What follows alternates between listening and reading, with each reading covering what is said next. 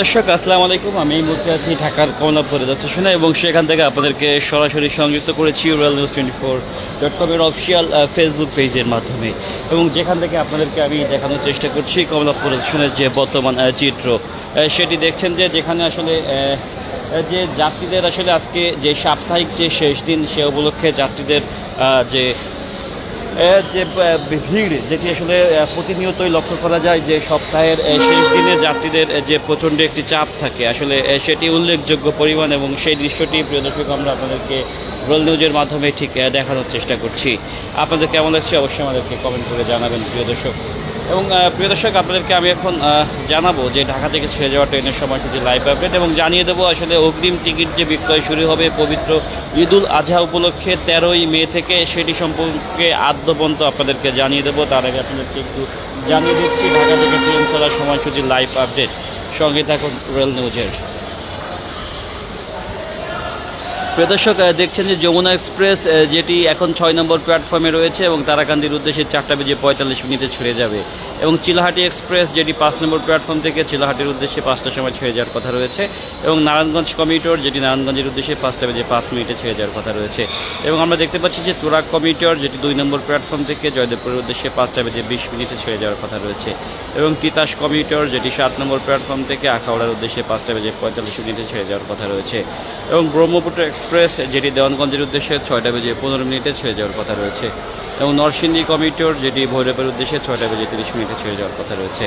প্রিয় দর্শক এই ছিল ঢাকা থেকে ট্রেন ছেড়ে যাওয়ার সময় কিছু লাইভ আপডেট যেটি আপনাদেরকে আমি জানিয়ে দিলাম এবং প্রিয় দর্শক আপনারা জানেন যে ইতিমধ্যে যেটি নিয়ে আসলে আমরা নিউজে প্রকাশ করেছি যে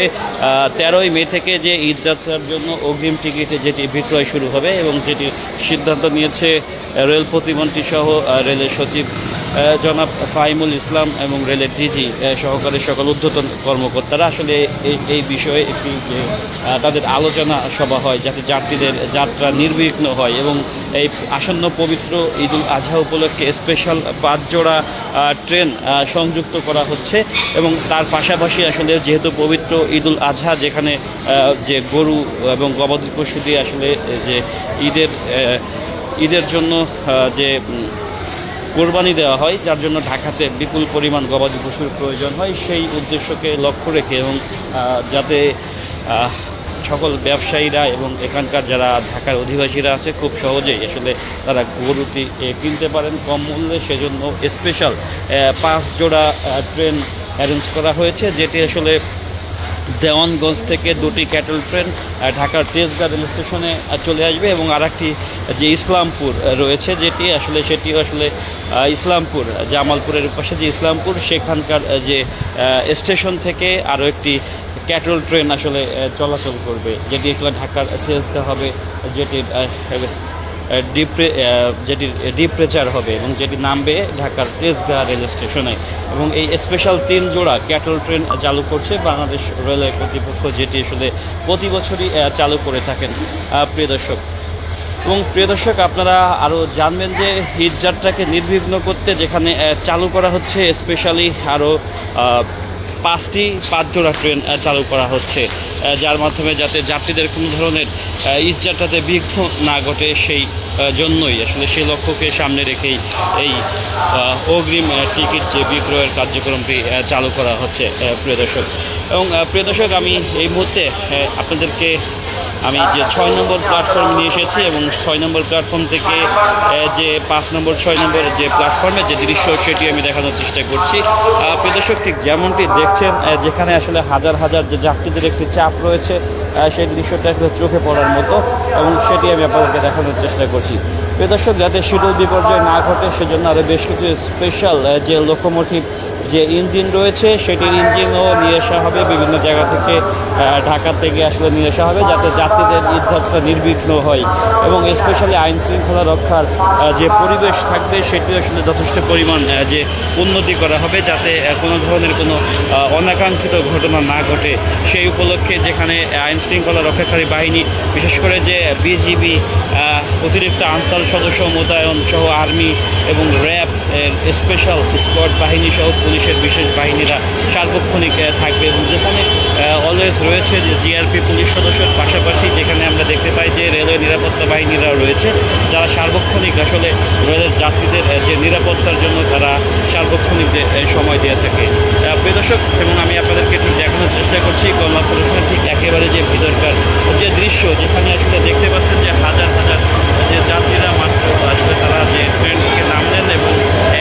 যে যাত্রীদের একটি চাপ রয়েছে এই আসন্ন যে শুক্রবার উপলক্ষে। প্রিয় দর্শক, সেটির জন্য আসলে দেখতে পাচ্ছেন যে যাত্রীদের যে একটি উল্লেখযোগ্য পরিমাণ চাপ, সেটি আমি আপনাদেরকে দেখাচ্ছি। এবং আসন্ন যে পবিত্র ঈদুল আজহা উপলক্ষে আরও বেশ যাত্রীর চাপ পড়বে এবং দেখা যাচ্ছে অনেকেই আসলে এই ঈদের আগ মুহূর্তে ঢাকাতে আসছেন তাদের প্রয়োজনীয় কেনাকাটা বা বিভিন্ন কাজের জন্য, যে আসন্ন যে শুক্রবার শনিবার যে ছুটি থাকবে, যে জন্য আসলে অনেকেই আগে ভাগেই এই বৃহস্পতিবারের দিন তাদের নিজ গন্তব্যস্থলে আসতেছেন এবং যাচ্ছেন এই 2 দিন ছুটি উদযাপনের জন্য, যেটি উল্লেখযোগ্য পরিমাণ যাত্রীর চাপ থাকে স্পেশালি এই শুক্রবার, শুক্রবারে। এবং সেই দৃশ্যটি আমরা দেখানোর চেষ্টা করছি প্রিয় দর্শক। এবং অগ্রিম টিকিট যে বিক্রয় 13ই মে থেকে শুরু হবে এবং ফিরতি টিকিট যেটি আসলে 21শে মে থেকে বিক্রয় করা শুরু হবে প্রিয় দর্শক, যেটি আসলে চলমান থাকবে এবং যেটি 100% 13ই মে থেকে অনলাইনে 100% টিকিট যাত্রীরা তাদের ঈদযাত্রার জন্য ক্রয় করতে পারবেন প্রিয় দর্শক। এবং সেই দৃশ্যটি আমরা আপনাদেরকে অনেকটা আসলে দেখাচ্ছি, যে ভিতরকার দৃশ্য দেখানোর চেষ্টা করছি, যেখানে দেখতে পাচ্ছেন প্রিয় দর্শক যে যাত্রীদের একটি চাপ রয়েছে সেটিও আমরা আপনাদেরকে দেখানোর চেষ্টা করছি। এবং প্রিয় দর্শক, এই ঈদযাত্রা নির্বিঘ্ন করার জন্য স্পেশাল যে ট্রেনগুলো চালু করা হবে, সেটি ইঞ্জিনগুলো আসলে এরকম হ্যাভি ইঞ্জিন দেওয়া হবে যাতে কোনো ধরনের কোনো শিডিউল বিপর্যয় না ঘটে, এবং যেগুলো সমস্যা কবলিত ইঞ্জিন রয়েছে সেগুলো সরিয়ে অন্য জায়গা থেকে আসলে ভালো ইঞ্জিন যেটি সংযুক্ত করা হবে, যেমনটা চালু আলোচনা করা হয়েছে, যাতে ঈদযাত্রা অনেকটা নির্বিঘ্ন হয়, কোনো শিডিউল বিপর্যয় না ঘটে প্রিয় দর্শক। ঠিক এবং ঠিক আপনাদেরকে আমি এখন এই মুহূর্তে যে 6 নম্বর 7 নম্বর প্ল্যাটফর্মের ভিতরে নিতেছি, যেখানে আসলে 11 প্রথম যে ট্রেনটি রয়েছে, যেটি কিছু সময়ের মাঝে আসলে যে কিশোরগঞ্জের উদ্দেশ্যে রওনা দেবে প্রিয় দর্শক। এবং সেই দৃশ্যটি আমরা আপনাদেরকে রেল নিউজের মাধ্যমে ঠিক দেখানোর চেষ্টা করছি। এবং চিলাহাটি এক্সপ্রেস রয়েছে, যেটি কিছু সময়ের মাঝে চিলাহাটির উদ্দেশ্যে চলে যাবে। এবং আপনাদেরকে আমি পুরা কমলাপুর স্টেশনের যে চিত্র সেটি আসলে ঠিক ঘুরিয়ে দেখানোর চেষ্টা করছি। আপনাদের কেমন লাগছে অবশ্যই প্রিয় দর্শক আমাদেরকে কমেন্ট করে জানাবেন।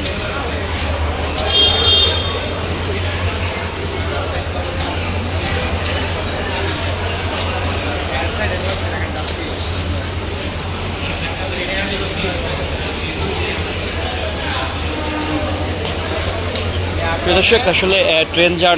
যাত্রা দিন দিন আরও বেশি জনপ্রিয় হচ্ছে এবং আমাদের বর্তমান মাননীয় প্রধানমন্ত্রী রয়েছেন, যিনি আসলে ট্রেনের যোগাযোগ ব্যবস্থার উপরে ব্যাপক গুরুত্ব দিয়েছেন।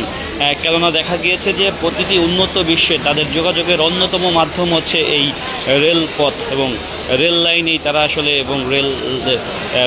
রেল দিয়েই তারা আসলে দূর দূরান্তের যাত্রা শুরু করেন। এবং বিভিন্ন দেশে উন্নত দেশগুলোতে দেখা যায় তাদের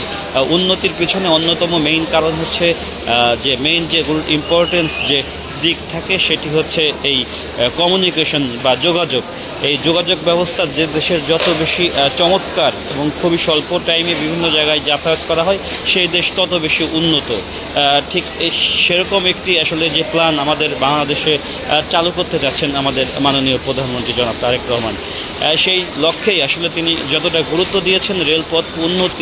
উন্নয়ন করার জন্য, যে 180 দিনের একটি যে প্রকল্প নিয়েছেন, যার মাধ্যমে বেশ কিছু স্টেপ নিয়েছেন যে রেলপথ উন্নয়ন করবেন। এবং তিনি আরও ডিক্লারেশনে বলেছেন যেখানে তিনি যে রেলপথ আসলে ব্যাপক হারে উন্নয়ন করবেন এবং সড়ক পথে আসলে সেরকম একটি ইম্পর্টেন্স দিবেন না এবং সেটি আর বাড়ানোর পরিকল্পনা নেই। কেননা সড়ক পথ যত বেশি উন্নয়ন করা হবে, যত বেশি উন্নতি করা হবে, তত বেশি পরিমাণ সেখানে গাড়ি চলাচল করবে এবং জনদুর্ভোগ সৃষ্টি হবে। এবং সড়ক পথে চলাচলে অনেকটা অনিরাপদ, যেখানে দূর দূরান্তে যাত্রার ক্ষেত্রে অনেক সময় দেখা যায় যে প্রাণহানি বা অ্যাক্সিডেন্ট ঘটনা ঘটে, বাট রেল যাত্রার ক্ষেত্রে সেটি দেখা যায় অনেকটাই কম, 99% সেফ রেল জার্নি, যে কারণে এবং মাননীয় প্রধানমন্ত্রী এই রেল যাত্রার উপরে আসলে বেশি গুরুত্ব আরোপ করেছেন যে রেলপথ ব্যাপক হারে উন্নয়ন করবেন এবং পুরো বাংলাদেশের সিস্টেমকে তিনি রেল কমিউনিকেশনের মাধ্যমে উন্নতি করবেন এবং যেটি আসলে ইন্টারন্যাশনাল পর্যায়ে আসলে নিয়ে যাওয়া হবে, যেখানে আসলে আমাদের এই দেশ থেকে আগে যেখানে যে ভারতের সঙ্গে যে মৈত্রী এক্সপ্রেস যে যাতায়াত করা শুরু হয়েছিল সেটিও আসলে চালুর পরিকল্পনা রয়েছে খুব শীঘ্রই, যাতে মানুষ সহজেই এবং স্বল্প মূল্যে ইন্ডিয়া সহ যে পার্শ্ববর্তী দেশে আরেকটি যে চালু করা ছিল যে ইন্টারন্যাশনাল যে ট্রেন যোগাযোগ ব্যবস্থা সেটিও আসলে খুব শর্ট টাইমে আসলে চালু করা হবে। কেননা যত বেশি আমাদের সড়কপথ বাদ দিয়ে যে রেলপথে যোগাযোগ ব্যবস্থা বেশি ইম্পর্টেন্স দেওয়া হবে তত বেশি দেশের উন্নয়ন হবে। সেই উন্নয়ন প্রকল্পের লক্ষ্যে আমাদের মাননীয় প্রধানমন্ত্রী যেখানে ঘোষণা দেওয়া হয়েছে এবং যেটি এখন ইতিমধ্যে একটি প্রজেক্ট নেওয়া হয়েছে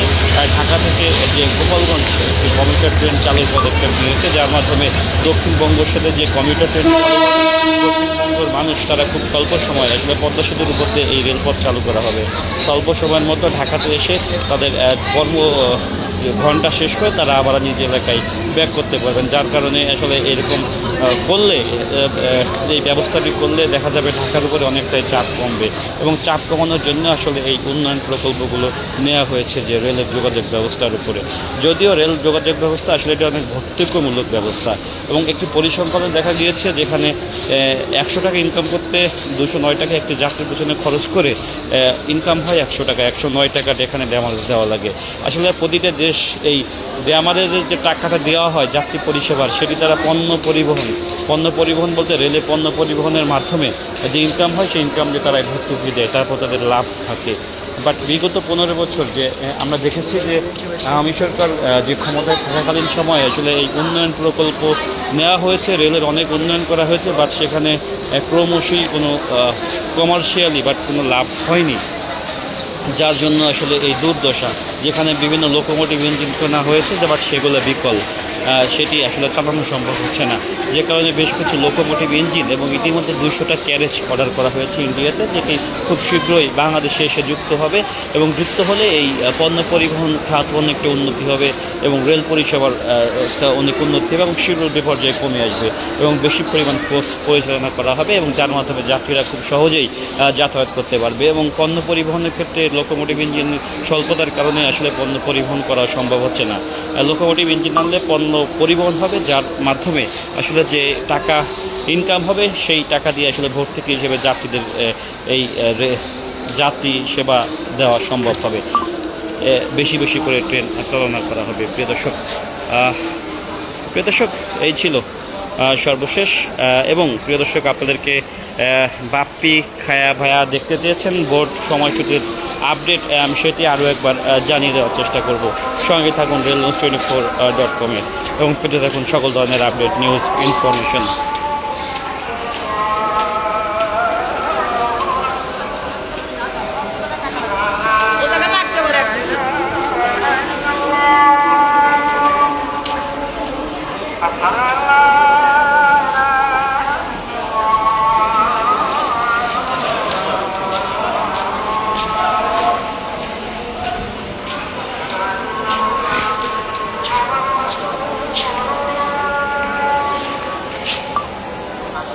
প্রিয় দর্শক আপনারা দেখতে পাচ্ছেন যে যমুনা এক্সপ্রেস যেটি 6 নম্বর প্ল্যাটফর্মে